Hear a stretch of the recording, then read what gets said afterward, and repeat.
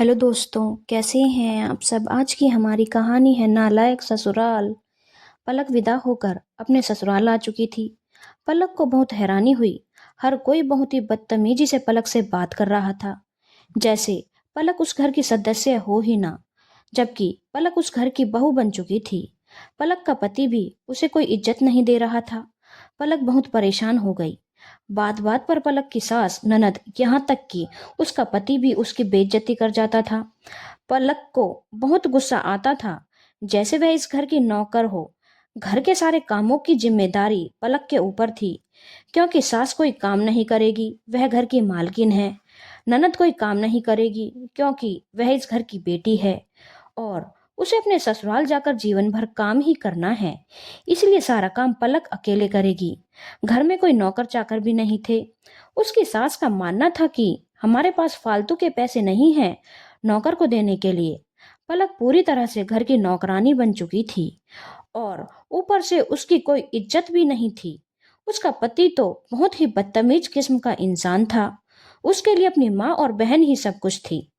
पता नहीं पलक के पति को उसकी माँ ने क्या सिखा रखा था कि वह बीवी से एक दूरी बना कर रखता था, क्योंकि माँ ने उसे बोल रखा था कि बीवी को ज्यादा सर पर चढ़ाएगा तो तेरा घर बर्बाद हो जाएगा, और जितना ज्यादा वक्त बीवी के साथ बिताएगा वह तुझे अपने मोह जाल में फंसा लेगी। पलक की सास का मानना था पत्नियों को पैरों की जूती बनाकर रखना चाहिए, सर पर बेड नहीं बैठाना चाहिए, और पता नहीं क्या क्या फिजूल की बातें उसकी माँ और बहन ने उसके मन में भर रखी थी, जो कि खुद एक औरत थी और दूसरी औरत की जिंदगी में इतना जहर कैसे घोल सकती थी। लेकिन यह सब पलक के साथ हो रहा था। पलक को 1 रुपया भी उसका पति खर्च के लिए नहीं देता था। बोलता था, तुम्हें पैसे की क्या जरूरत, खा तो रही हो, पहन तो रही हो, और क्या चाहिए। अगर कहीं जाओगी तो मेरे साथ ही जाओगी, अगर कुछ लेना होगा तो मैं ही ला कर दूंगा। तो तुम पैसों का क्या करोगी। अपनी माँ को सारे पैसे दे दिया करता था। बहन के हाथ में भी पैसे रखा करता था। पलक के पति की माँ और बहन ने उसे ऐसे ही बता रखा था। माँ का कहना था कि माँ तो भगवान होती है, बच्चों को पैदा करती है, इसीलिए पलक के पति के हिसाब से उसकी माँ उसके लिए भगवान थी। और यह भी बता रखा था कि बहन जब तक कुंवारी है तब तक मायके में मजे करने दो, ससुराल में जाकर तो जिंदगी भर गुलामी ही करनी है, इसीलिए बहन की सारी ख्वाहिश पूरी करो। इसीलिए पलक की ननद भी वहां पर मजे की जिंदगी जीती थी। सिर्फ एक पलक थी जो कि उसे घर की नौकर थी। पलक की हालत प्रतिदिन खराब होती जा रही थी। अब पलक की शादी को लगभग 1 साल हो चुका था, लेकिन पलक के ससुराल का वही हाल था। उसका पति आज तक उसे अभी तक अपना नहीं पाया था और उसके लिए पलक एक बाहरी औरत थी। बेचारी पलक कुछ कर नहीं पाती थी, क्योंकि यह तीनों मिलकर एक हुए रहते थे। अगर वह कुछ बोलती भी थी तो तीनों मिलकर पलक को इतना परेशान करते कि अंत में उसे चुप ही होना पड़ता था। पलक को उसके मायके और रिश्तेदारों से बात भी नहीं करने देते थे, क्योंकि उन्हें लगता था कहीं पलक सबको उनकी असलियत न बता दे। पलक की जिंदगी खराब हो चुकी थी। पलक का पति बार बार उसे गालियां देता था और मारता पीटता था। यहाँ तक कि उसकी सास और ननद भी पलक को गालियां देती थी, जो कि उसने अपने मायके में कभी नहीं सुनी थी। पलक के लिए उसका ससुराल उसके लिए नर्क से कम नहीं था।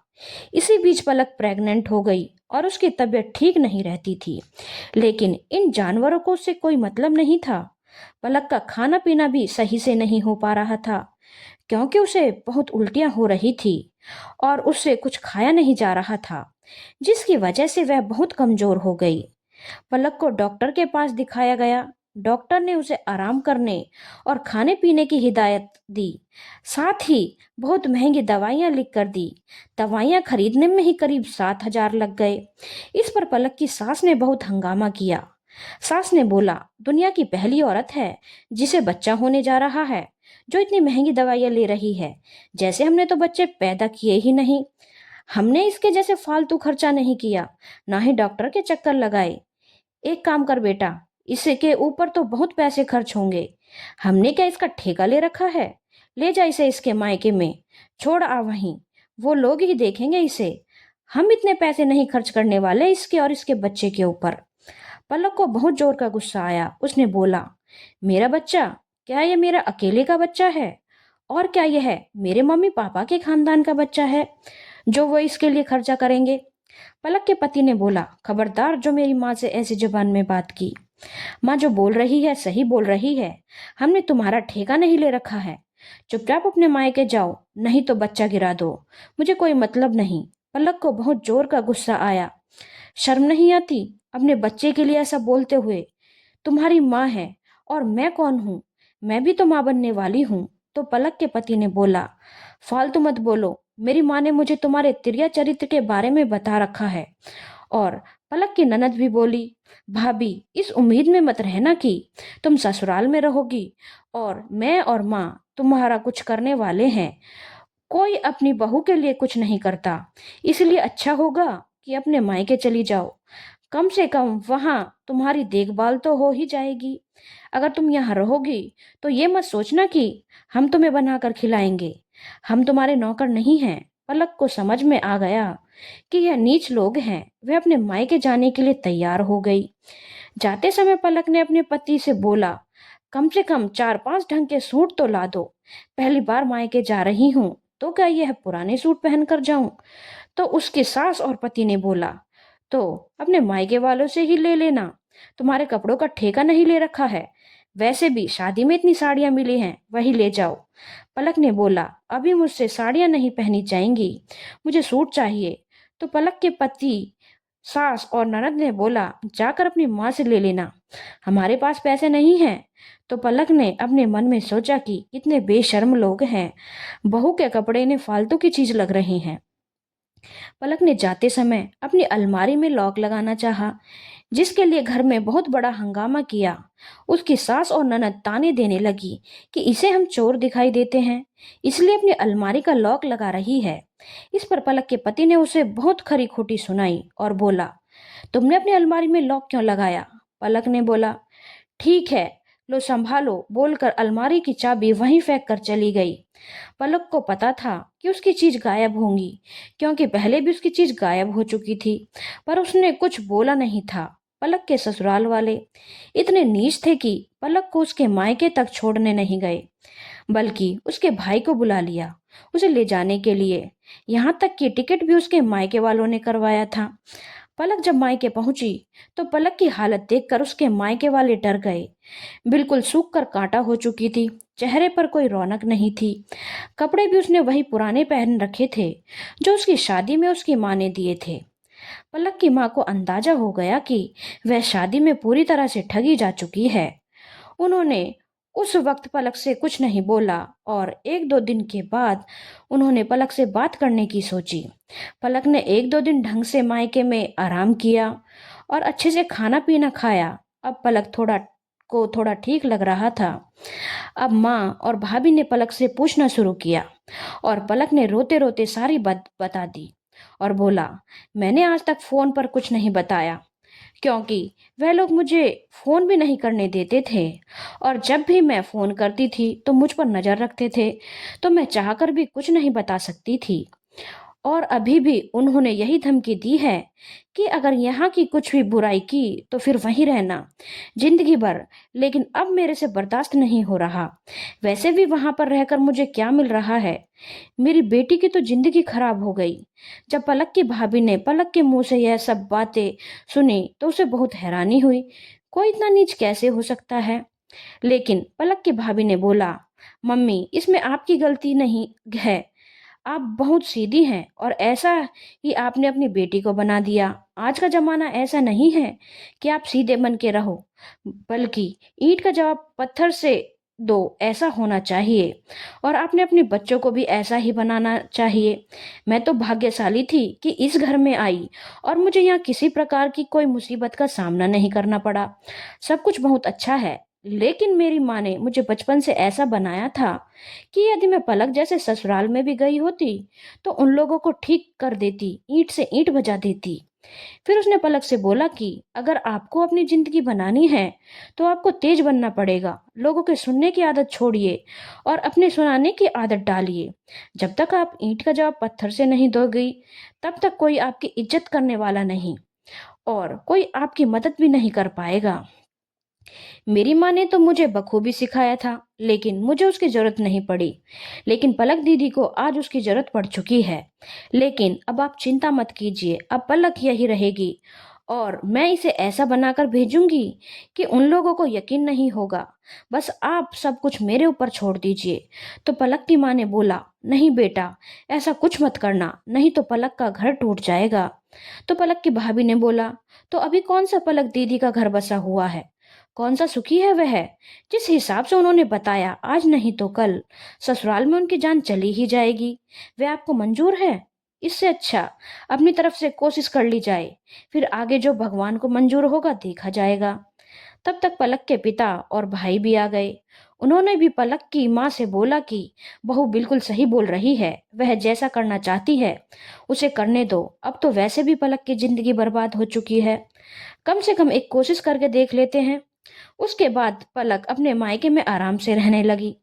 पलक के ससुराल वालों को कोई फिक्र नहीं थी अपनी बहू की। पलक की भाभी ने भी साफ मना कर दिया था, कोई जरूरत नहीं है उन्हें फोन करने की, वैसे भी वह लोग इंसान कहले लायक नहीं है। लेकिन इस बार जब आप ससुराल जाएंगी तो वह लोग आपका नया रूप देखेंगे। मैं तब तक आपको ऐसा बना दूंगी कि उन लोगों ने सपने में भी नहीं सोचा होगा। इस तरह से महीने बीतते चले गए। कभी कभार पलक के ससुराल से फोन आए और उन्होंने फॉर्मेलिटी की बातें की और पलक ने भी इधर से फॉर्मेलिटी में ही जवाब दिया। डॉक्टर ने पहले ही बता दिया था कि पलक की डिलीवरी ऑपरेशन से होगी। पलक को लग रहा था कि अब तो ऑपरेशन का सारा खर्चा भी मेरे मम्मी पापा को उठाना पड़ेगा, और उसे बहुत बुरा भी लग रहा था क्योंकि उसके ससुराल वाले अपनी हर जिम्मेदारी से भाग रहे थे। पलक की भाभी ने बोला, आप चिंता मत करो, अपने पर ध्यान रखो, खुश रहो। पलक की भाभी ने पलक के पति को फोन लगाया और बोला, डॉक्टर ने पलक के ऑपरेशन के लिए बोला है। इस महीने की 3 तारीख को पलक का ऑपरेशन है, तो आप पहले ही आ जाइए। तभी पलक के पति ने बोला, मैं आकर क्या करूंगा? तो पलक की भाभी ने बोला, क्यों, जिसका बच्चा है वह नहीं आएगा? पलक के पति ने बोला, मैंने किसी का ठेका नहीं ले रखा। तो पलक की भाभी ने बोला, ठेका तो आपको लेना पड़ेगा क्योंकि वह पलक का अकेले का बच्चा नहीं है, और मैं पलक नहीं हूं तो कोई भी बवाल नहीं चाहती। तो चुपचाप ऑपरेशन के दिन यहाँ आ जाना। मैं कौन हूँ यह बात आप मेरे मायके में पता कर सकते हैं। कहकर पलक की भाभी ने फोन रख दिया। पलक की भाभी की बातों से पलक के पति को थोड़ा डर सा लगा कि पता नहीं वह क्या करेगी। उसने अपनी माँ को जाकर बताया। उसकी माँ ने बोला, तू डर मत, अगर तू वहां गया तो ऑपरेशन का खर्चा तुझे देना पड़ेगा। उनकी बेटी है, वह अपनी बेटी के लिए खर्च करेंगे, हम नहीं। अगले दिन पलक की भाभी का फिर से फोन आ गया और बोला, क्या सोचा है आपने, आप ऑपरेशन के दिन आ रहे हैं या नहीं? तो पलक के पति ने बोला, नहीं मैं नहीं आ रहा। तो पलक की भाभी ने बोला, कोई बात नहीं, तो फिर मैं आ रही हूँ और आपको अपने साथ लेकर जाऊंगी, और मेरे साथ कुछ महिलाएं भी आएंगी, आपको पता चल जाएगा वह कौन है। अब पलक के पति को डर लगने लगा कि पता नहीं पलक की भाभी क्या करने वाली है। वैसे भी महिला मोर्चा वाले पतियों का क्या हाल करते हैं, पलक के पति को अच्छे से पता था। उसने अपनी माँ को सारी बात बताई। उसकी माँ ने बोला, यह तो बड़ी चांडाल औरत है, तू ऐसा कर, चला जा, साथ ही साथ पलक कर को लेकर आ जाना, नहीं तो जितना दिन यह पलक के साथ रहेगी पलक को बिगाड़ देगी। पलक के ऑपरेशन का पूरा खर्चा उसकी भाभी ने उसके पति से भरवाया। पलक ने एक बेटे को जन्म दिया। जब पलक बेटे को लेकर घर आई, तब पलक का पति ने बोला, पलक को लेकर अपने घर जाना चाहता हूँ। तो पलक की भाभी ने बोला, वाह जी, क्या बीवी को यहाँ पर बच्चा पैदा करने के लिए भेजा था? अब आपकी नौकरानी आपको वापस चाहिए, शर्म नहीं आती है? अभी उसने बच्चा पैदा किया है, तुरंत उसे लेकर जाना चाहते हैं ताकि आपके घर के काम कर सके, थोड़ी तो शर्म कर लो। पलक के पति ने बोला, ये किस तरह से आप मेरे से बात कर रही हैं? तो पलक की भाभी ने बोला, जो जैसा होता है मैं वैसे ही बात करती हूँ। मैं पलक नहीं हूँ और पलक अभी आपके साथ कहीं नहीं जाएगी, कम से कम 6 महीने यहीं रहेगी जैसे अब तक थी। 6 महीने बाद आकर पलक को ले जाना। और पलक का पति वहां से चला गया। पलक की भाभी ने अगले 6 महीने तक पलक को अच्छे से काफी कुछ सिखाया और बोला, अब वह लोग एक नई पलक को देखेंगे। और उसके बाद भी वह नहीं सुधरते हैं तो ऐसा रिश्ता निभाने से कोई फायदा नहीं। मैं तो यही बोलूंगी मम्मी पापा, और आपको लग रहा होगा कि मैं आपके घर तोड़ने की बातें कर रही हूँ, लेकिन आप खुद सोच कर देखिए, ऐसा घर बसाने से क्या ही फायदा जहां पर आपको एक पल की खुशी ना मिले। आगे आप लोग खुद समझदार हैं, मुझे जो बोलना था मैंने बोल दिया। 6 महीने बाद पलक अपने ससुराल पहुंच गई, तो ससुराल पहुंचते ही पलक की सास ने ताना मार कर कहा, कर ली हमारी बुराइयां अपने मायके में, शर्म नहीं आती अपने ससुराल वालों के बारे में, मायके में उल्टा पुल्टा बोलने में।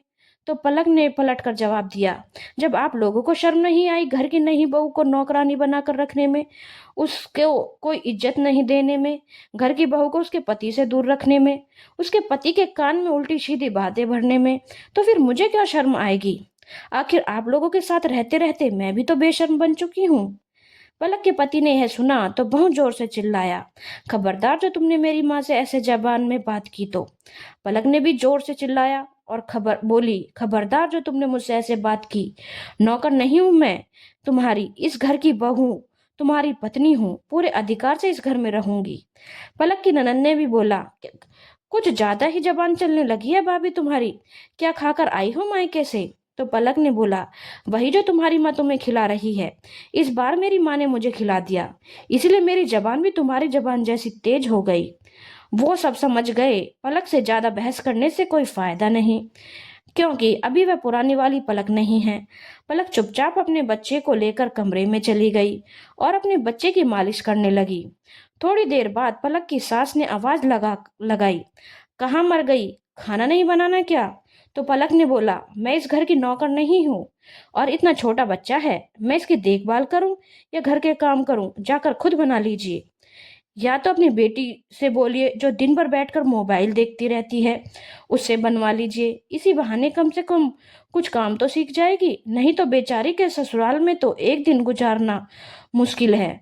तो पलक की सास ने बोला, खबरदार जो मेरी बेटी के बारे में कुछ भी बोला, वह इस घर की नौकर नहीं है, तो क्या मैं इस घर की नौकर हूँ?